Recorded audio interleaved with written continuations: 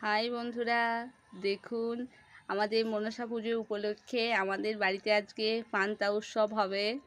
আমার মাইমা দেখুন কত কিছু রান্না করেছে।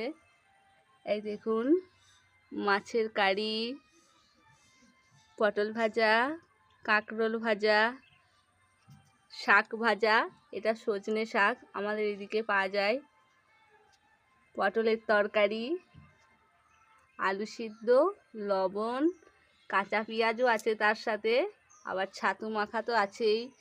বুঝতেই পারছেন পান্তা ভাতের সাথে ছাতু মাখার কাঁচা পেঁয়াজ তো চলবেই। আপনাদের এইদিকে কাদের কাদের বাড়িতে এই পান্তা উৎসব পালন করা হয় আমাকে কিন্তু অবশ্যই কমেন্ট করে জানাবেন। বন্ধুরা দেখতেই পাচ্ছেন আপনারা, এই দেখুন মাইমা খাবার বাড়া শুরু করে দিয়েছে, সব সাজাচ্ছে। মামার, আমার, ভাইয়ের, সবারই থালা সাজাচ্ছে। এই দেখুন।